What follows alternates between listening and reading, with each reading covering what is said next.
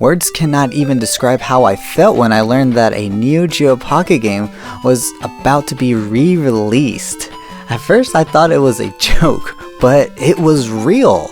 A Neo Geo Pocket game was being re-released on the Nintendo Switch. I didn't believe it until I saw it on Nintendo's eShop. Gal Fighters was the first one to be released, so I instantly bought it and played it to death. I initially thought that Gal Fighters was the only Neo Geo Pocket game to be re-released, but eventually a few more came out. Then out of nowhere, SNK announced the Neo Geo Pocket Collection Volume 1, which included Dark Arms, KOF R2, Samurai Showdown 2, Gal Fighters, Metal Slug First and Second Mission, Fatal Fury First Contact, and my favorite game of all time, SNK vs Capcom Match of the Millennium. In this video, I want to share what the Neo Geo Pocket Collection has to offer. All of us know that it has all the games in it, so I'm not going to dive deep into the games, but trust me, I will make videos reviewing all of these Neo Geo Pocket titles very soon. I just have to play them extensively. I have already made reviews of Samurai Showdown 2 and Gal Fighters before the Neo Geo Pocket games were being re-released, and I am planning to upload them on this channel for y'all to see, but I am updating them to where it mentions the Switch releases. I also made a review of SNK vs Capcom Match of the Millennium back in the day, but I'm planning to remake that video because, well, I was using a lot of low quality stuff back then, and also since it has been re-released on the Switch, there are new things that I have found out. So yes, the reviews of all of these titles are coming to you in the future. It may take a little bit of time because I am playing them again, but hey, they will be here. I'm just going to say that Dark Arms is new for me, so that review of that game may come at a later time than the rest of them. Let's dive into the Neo Geo Pocket Collection Volume 1. When you scroll your cursor over a game, you could see the date it was made and the genre of game. When you actually select the software, the collection gives you a few options to choose from, which is Play, Box, Manual, Language, and Device. You could view the manual by zooming in and out with your right joystick, and you could switch the pages with your left joystick. I am very pleased with the quality it has to offer. You could also do the same thing with the box art, except the rotation on viewing it can be a little weird. It may take a little while to get used to that. On the box, the player can view the front, side, and back. Oh, and get this, you could even open the box and see the Neo Geo Pocket cartridge inside. Some people may think, oh, who cares about looking at the box and the manual? But you have to understand that a lot of the Neo Geo Pocket games are unattainable unless you have the money to dish out on an actual complete set of one of these games. I am so glad and grateful that SNK has done this because they know these games are up there in price, and they want the new players to see what was actually included with the game back in the day. And also SNK wants the new players to experience the magic of these titles like us older gamers did. The player could also select the language they want to play in, which you only get two choices, that being Japanese and English. And you could also choose the type of Neo Geo Pocket you want to play on.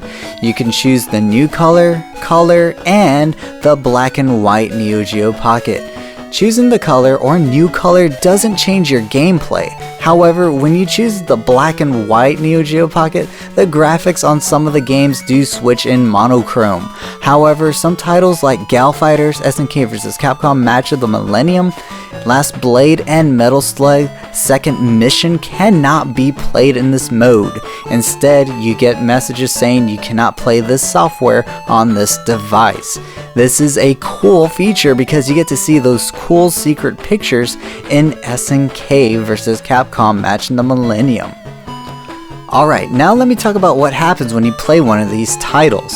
The games themselves are fantastic. They are some of the most fun I have had in 8-bit games. The Neo Geo Pocket was truly a machine that did have a limitation, but embraced it. The creators didn't just simply port the games over, each game has its own identity, and some of the titles actually surpassed the console versions.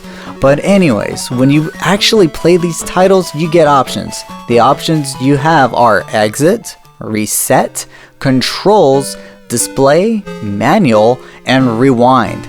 I think exit, reset, and controls are pretty self-explanatory, so let's move on to display. Within the display mode, you have the option to toggle filter. There's a filter that emulates the actual scan lines of the Neo Geo Pocket, which is nice, but you could also turn it off if it's not your thing. You could also zoom in and out to where you can see the actual Neo Geo Pocket skin you're playing in. The player also has the option to change skins, so if you choose the new color, or black and white console, you have the option to toggle between all types of Neo Geo Pockets ever released. There's also a quick access to the manual in case you need to read something regarding the game. This comes in handy when playing the fighting games on this collection because back in the day, especially for these portable fighters, we had to rely on the booklets to teach us how to do certain commands. We didn't have a command list within the game or the internet for that matter, or at least I didn't back in '98. Then there's the rewind feature, which is pretty similar to a lot of the emulators out there. You can't rewind past a certain point, but it's enough to where you could recover if you want to cheat in a certain game like KOF. The last thing I want to mention is the fact that the Neo Geo Pocket startup screen is included when you play the games. What that leads me to believe is that maybe somehow you can access the Neo Geo Pocket's home screen. You know, the one that starts up when you don't have a game in the cartridge slot. Well, the option to access it's not included as far as I know, but I kind of accessed it through glitching up one of the games. If you manage to successfully glitch a game, or unfortunately glitch a game like I am doing right now, you will see an error screen that you would typically see when you crash a game on an actual Neo Geo Pocket. And by doing that, it resets and takes you through the setup screen that can only be accessed if the home screen is accessible. But when it boots up your game, it will either invert the colors of some of the games, or like SNK vs Capcom, you'll see the pictures from when you start up the software on the black and white console. But I mean, if you do that, they look very creepy because the colors are inverted. I think I covered all of what this collection has to offer as far as the interface is a concern. I know I'm leaving out the actual software, but hey, I am getting to that soon, I promise you that. Seeing this Neo Geo Pocket Collection gives me hope of the future for the Neo Geo Pocket name. I am so glad that SNK has finally brought these games back.